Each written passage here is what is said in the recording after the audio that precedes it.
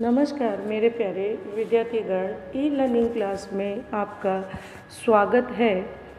कक्षा 12 विषय हिंदी के पाठ्यक्रम में गद्य 14 सुभाष महामानव पाठ के लेखक हैं माखनलाल चतुर्वेदी। अब चतुर्वेदी जी का हम जीवन परिचय देख लेते हैं। जन्म सन 1887, निधन सन 1968 में हुआ था। राष्ट्रीय कवि, भावधारा के ओजस्वी कवि माखनलाल चतुर्वेदी का जन्म बाबई होशंगाबाद में हुआ था। उन्होंने केवल नार्मल तक ही शिक्षा प्राप्त की थी।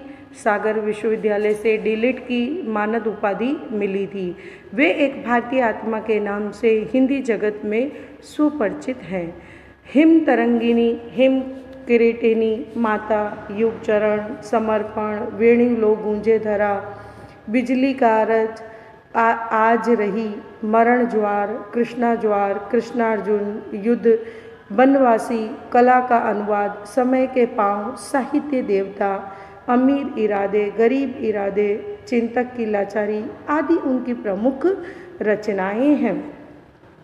उन्हें भारत सरकार की साहित्य अकादमी का पुरस्कार प्राप्त हुआ है। सुभाष महामानव चतुर्वेदी की सुभाष बाबू के प्रति श्रद्धांजलि है, जिसमें सुभाष बाबू का चरित्र विश्लेषण करते हुए उन्होंने उनके संघर्षमय जीवन के चित्र उभारे हैं। यहाँ पर सुभाष महामानव सुभाष चंद्र बोस से संबोधित करते हुए माखनलाल चतुर्वेदी द्वारा लिखी गई तथ्यों पर आधारित रचना है।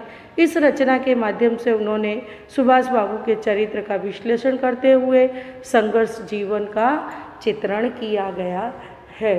तो अब ये हुआ जीवन परिचय। अब आगे हम पाठ का सार समझते हैं। अटकलें, सुभाष चंद्र बोस जब भारत से गए थे तब लोग यह अटकलें लगाते थे कि वे बीमार हैं और घर से बाहर नहीं निकल सकते, पर वे देश के बाहर चले गए थे। एक रहस्य उत्पन्न हुआ। जब वे युद्ध से लौटे तब लोगों ने सोचा कि वे अमेरिका और इंग्लैंड से घिर जाएंगे और बंदी बना लिए जाएंगे, पर अटकलें ही रहीं। फिर सुभाष बाबू का विमान उड़ा। अज्ञात लोग के लिए तरह तरह की अफवाहें फैली, विमान गिरने, टूटने, सुभाष बाबू के अनंत लोक के यात्री हो जाने की।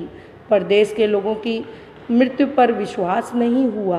वे सोचते रहे कि सुभाष बाबू किसी न दिन किसी वेश में किसी देश में अवश्य आ जाएंगे। वे आज भी भारत के लोगों के मन पर हैं। वे उनकी कल्पनाओं में छाए हुए हैं, इसलिए भारतीय मन उनका श्राद्ध करने के लिए तैयार नहीं है। अब वो रहस्य कैसे हो गए? सुभाष बाबू रहस्य हो गए। वैसे इस देश के सामंत, वीर, योद्धा, बलिदानी प्राय रहस्य होते आए हैं। वे अपमानों को अपनाते हैं और वरदानों के समय में रहस्य हो जाते हैं। सुभाष बाबू क्रांति के मार्ग पर स्वयं नहीं आए थे, उनकी खोज थी देश बंधु दास ने। वे विलक्षण सेनानी बने और रहस्य उनका स्वभाव ही था। अब उनकी जीवन यात्राएं कैसे हों?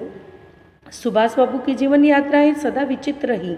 वे जा रहे थे ICS का इम्तहान देने और पहुंच गए CR दास के क्रांतिवादियों में। फिर उन्होंने ब्रिटेन के शत्रुओं को मित्र बनाया और युद्ध की सेना के सिपाह सालार बन गए। मित्र राष्ट्रों के जीतने पर भारतीय राष्ट्र के शत्रुओं को मजा चखाने ही जा रहे थे कि विमान दुर्घटनाग्रस्त हो जाने से वे पहुंच गए देवलोक। अब उनका जीवन पथ कैसा रहा? सुभाष बाबू का जीवन पथ संघर्षमय रहा। देश बंधु के निधन के बाद वे बंगाल के नेतृत्व से वंचित रह गए। कलकत्ता कांग्रेस में 1928 में उन्हें ठोकर मिली। स्विट्जरलैंड में उन्होंने देशवासियों को गांधी जी के नेतृत्व से दूर रहने को कहा, लेकिन वहां से लौटे तो स्वयं गांधी जी के आशीर्वादों से भरी हरिपुरा कांग्रेस के सभापतित्व की गादी ग्रहण की। फिर पटाभी से लोहा लेकर गांधी को पीछे ढेल कर त्रिपुरा कांग्रेस की गद्दी जीती। अब आज़ादी के लिए युद्ध में उनका क्या योगदान रहा? तो सुभाष बाबू आज़ादी प्राप्त करने के लिए युद्ध के समर्थक थे। वे युद्ध के द्वारा आज़ादी लेने के लिए निश्चित थे। तरुण उनकी सेना के सिपाही थे। कलकत्ता के सुभाष बाबू पर स्कॉटलैंड यार्ड्स में प्रशिक्षित पुलिस का बड़ा कड़ा पहरा था। फिर भी वे पुलिस को चकमा देकर गायब हो गए। फिर हिटलर का उन्हें भारत का प्रथम वायसराय बनाना, महीनों उनके बारे में कोई समाचार न मिलना, उनके मृत्यु की दुशंका से गांव में रेडियो से भारतीयों से बोलना, आज़ाद हिंद सेना बनाना और युद्ध, फिर तूफान के हाथों अपने आप को सौंप देना। आज़ादी मिलने पर आज सुभाष बाबू को गुणगान करते हैं। आज़ाद हिंद सेना के सिपाही भारतीय सेना में ले लिए गए। जय हिंद का नारा सरकार का द्वारा नारा बन गया। आज भी सुभाष बाबू किसी ओर से आ जाए तो वे पूजे जाएंगे। तो बच्चों, ये हुआ पूरे पाठ का सारांश जो मैं आपको समझा दिया है।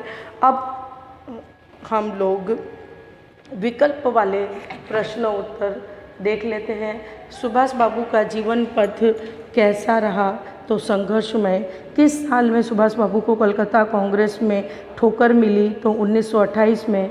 सुभाष बाबू ने किसको लोहा देकर त्रिपुरा कांग्रेस की गद्दी जीती? तो डॉक्टर पटाभी को। सुभाष बाबू ने कौन सा नारा दिया? तो जय हिंद का नारा दिया। तो ये हुए हमारे विकल्प वाले प्रश्न। अब आपको अपने नोटबुक में गृह कार्य में प्रश्न नंबर 3 के सभी प्रश्न, 4 के सभी प्रश्न और 5 आश्रय स्पष्ट के सभी प्रश्न आपको लिखने हैं। धन्यवाद।